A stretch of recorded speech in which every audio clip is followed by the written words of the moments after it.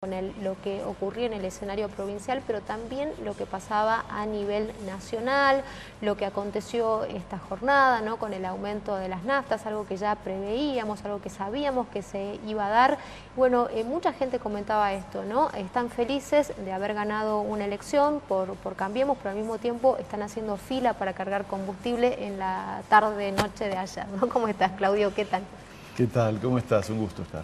Bueno, ¿cómo vivieron la jornada de ayer? Fue muy intensa, habían muchos lugares que eran importantes, que ustedes lo habían conquistado, ¿no? Como ser la Cámara de Diputados a través de Pablo López, que hizo un excelente rol, que siempre destacamos desde este espacio, y también uno de los lugares más importantes como era la senaduría a través de Gabriela Serrano, acá por Capital. Mira, bueno, varias cosas. Primero, como vivimos la jornada de ayer, como un momento culminante de una gran movilización política. Ayer hubo centenares de compañeros fiscalizando voluntariamente en toda la provincia, como parte de una lucha consciente, como lo fue toda nuestra campaña electoral, que fue sobre todo una campaña preparatoria. Lo dijimos en el acto de cierre que hicimos ahí en la Florida y San Martín. Estuvimos tratando de preparar al pueblo para lo que se venía. Y bueno, consecuentemente con esto, ayer hubo una movilización importante, estamos muy contentos por esto. Luego lo siguiente, ¿cómo entender los resultados? Yo creo que hay que empezar de arriba para abajo. Hubo una elección fuertemente nacionalizada, es decir, el criterio de votación de la población estuvo muy determinado por una consideración de lo que pasa en el país en su conjunto. Por eso se da el hecho que creo que en 15 provincias gana Macri, sí, ¿no es cierto? Entonces, la primera cuestión es la siguiente: ¿por qué gana Macri? Nosotros entendemos que se ha logrado instalar en una buena parte de la población, no solo sectores medios, sino también de trabajadores, la idea de que hay un conjunto de reformas, digamos, inevitables, y que hay que pasar por este mal trago, pero que el mal trago ya estaría pasando, es decir, de que estamos saliendo del ajuste. El gobierno se preocupó por colocar, y un poco simbólico es esto del aumento de las naftas, la agenda de aumento de tarifa para después de las elecciones. Sí, claro. No es que se ocultó de que había un ajuste, es claro de que, y además nosotros nos encargamos de decirlo y demás, de que el ajuste está, pero se vendió una versión edulcorada, endulzada de lo que es el ajuste. Claro.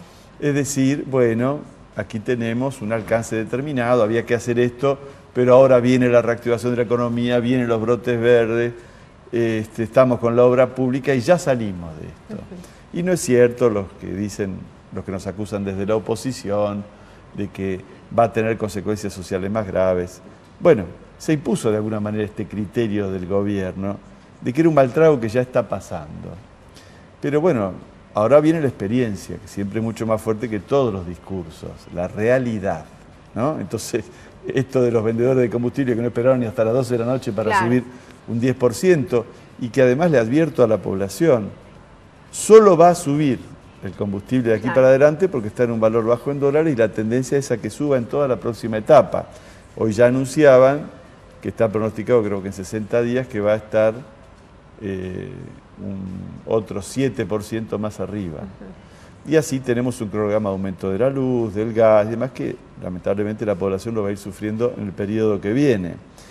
Entonces, bueno, va a haber una experiencia. El discurso de esta mañana de Macri fue ratificar lo que él llama reformas y nosotros denunciamos como un ajuste contra la clase trabajadora. Entonces hoy dijo nuevamente que los jubilados de hoy no son los de antes, que la gente vive más tiempo, que la medicina ha mejorado y que por lo tanto hay que discutir la reforma previsional. ¿Para qué? Y bueno, para elevar la edad jubilatoria. Él dice que no lo va a hacer él, que no va a sacar un decreto, que se va a valer tanto en este tema de la reforma previsional como la cuestión laboral, que tampoco la ha negado, sino que la ha firmado, o el ajuste fiscal, que significa recortar gasto público, eso significa el ajuste fiscal, ¿no es cierto? Este ajuste fiscal, laboral y previsional no lo va a hacer por decreto. Piensa hacerlo en medio de lo que él llama un gran consenso. El Congreso de la Nación, y probablemente algunos diarios llaman la idea de que aquí se haría una especie de pacto social, un pacto como en España se armó en un momento, se llama Pacto de la Moncloa, por el lugar donde se celebró. Tratar de subordinar a todos los partidos políticos de este país, que pueda, a la burocracia de los sindicatos, a los parlamentarios, a las cámaras patronales en una suerte de consenso para legitimar este ajuste que lamentablemente tiene un camino de vía única. La víctima somos los trabajadores. Lo hemos explicado hasta el cansancio en esta campaña electoral. Una parte importante de la población escuchó nuestro discurso y la izquierda nacionalmente ha obtenido la mejor votación. Es decir, pasamos de 900.000 a 1.300.000 votos en el país, con fuertes elecciones en distritos muy importantes. Uno de ellos es Jujuy, aquí cerquita, en donde por poquito no obtenemos un diputado nacional, pero van a ingresar 5 legisladores, en un lugar donde no teníamos ninguno, 5 legisladores a la legislatura jujeña. Vamos a ingresar en Catamarca por primera vez, como ingresamos antes por primera vez en el Chaco, una gran elección en Santiago, una muy gran elección, y muy importante elección, aunque no llegamos, en Tucumán.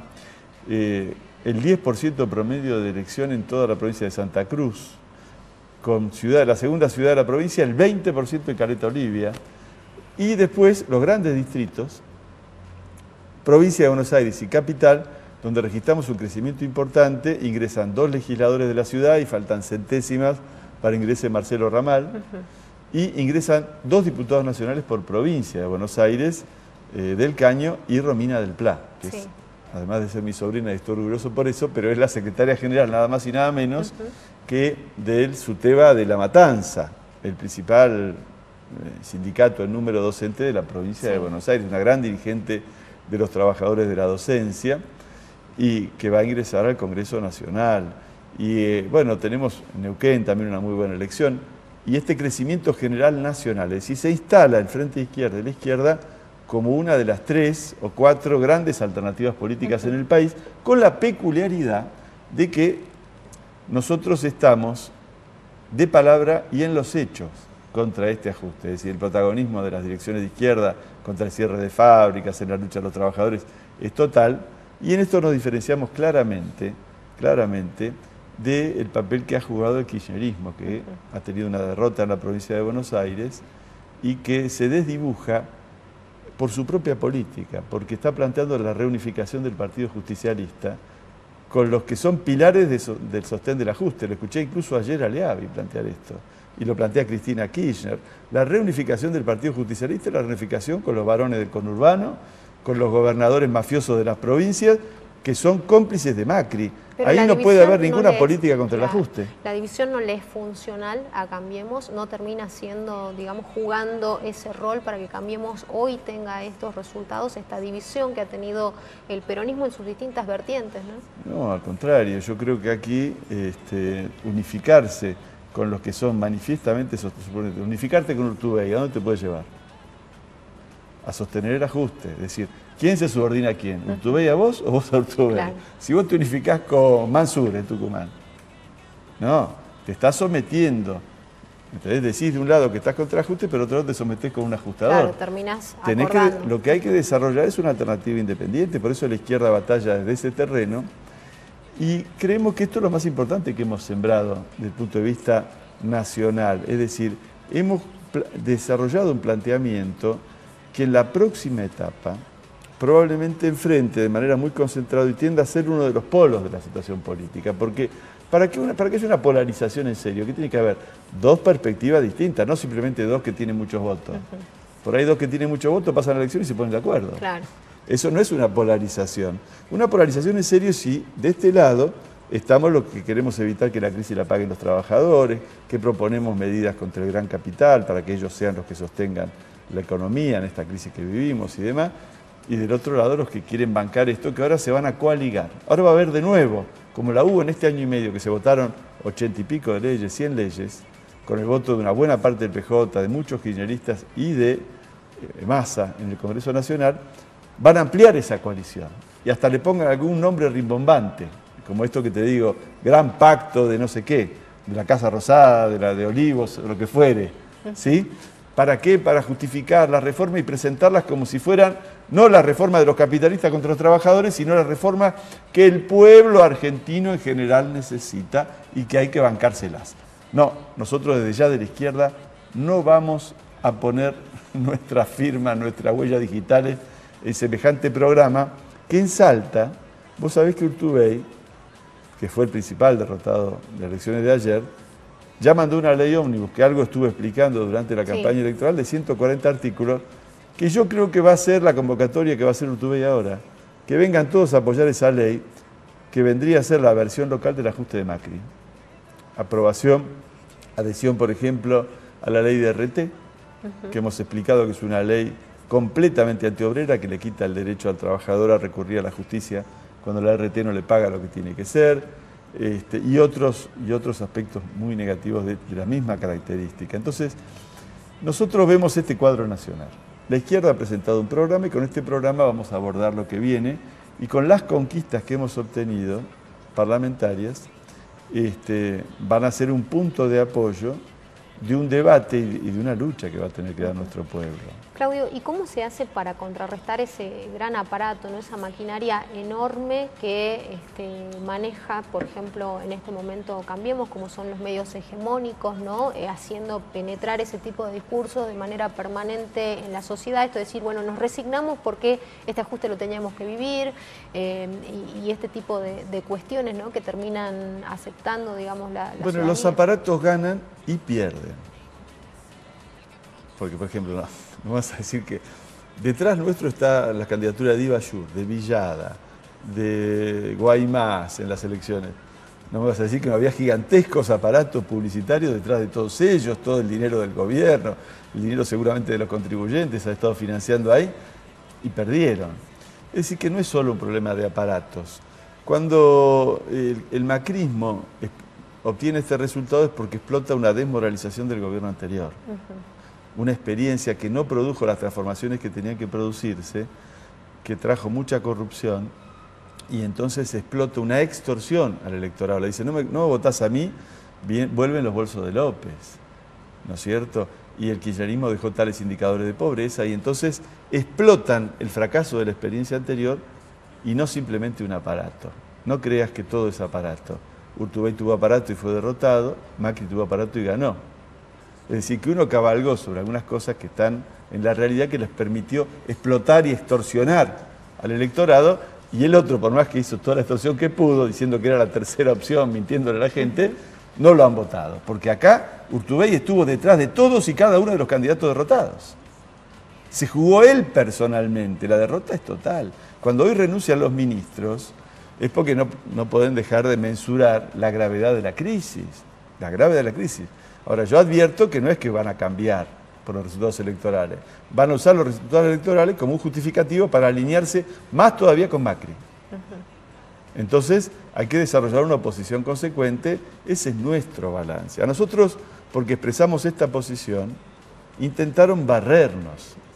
Incluso personalmente Urtubey nos atacó durante esta campaña electoral y no han podido barrernos. Hemos tenido un retroceso en las candidaturas provinciales, pero hemos defendido lugares importantes en Orán, en la capital. Hemos hecho grandes elecciones en pueblos como Rosario de Lerma, San Lorenzo, varios municipios del interior donde quedamos ahí al filo de poder ingresar a los consejos. Y la votación de Pablo López, por supuesto, no es la votación del 2013, porque no se han reproducido esas condiciones, ¿no es cierto? Pero si vos tomás la votación, es una votación de crecimiento. Nosotros tocamos piso en el 2015, en las PASO que sacamos 28.000 votos.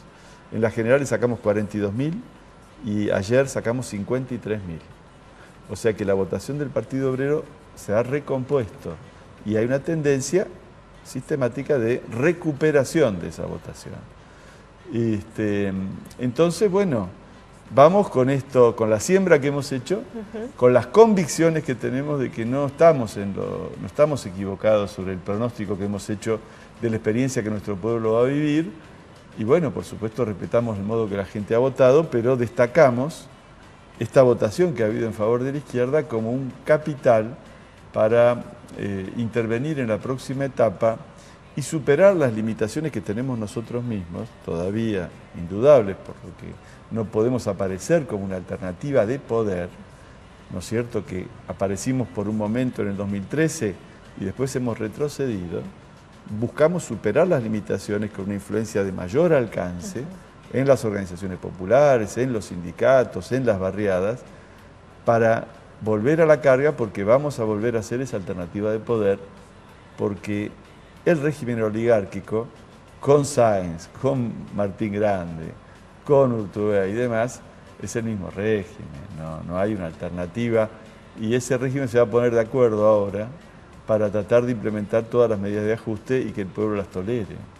Así que vamos a recorrer una experiencia muy intensa, que ya la vivimos en otros momentos de gran tensión. Por ejemplo, en el 2001, cuando ingresamos al Parlamento, era el Partido Obrero, como corriente política, la única que estaba del lado de los trabajadores que estaban en la ruta, enfrentando las privatizaciones, la desocupación, y el pueblo nos metió en el Parlamento como un resultado de que éramos la alternativa política, la única de oposición, mientras el radicalismo, todo el resto de las viejas formaciones políticas habían quedado disueltas dentro del romerismo. Bueno, nosotros hemos defendido esta personalidad política en esta elección, hemos sembrado un programa, un planteamiento que creemos, por supuesto siempre es un desafío, que va a tener mucho valor en la próxima etapa.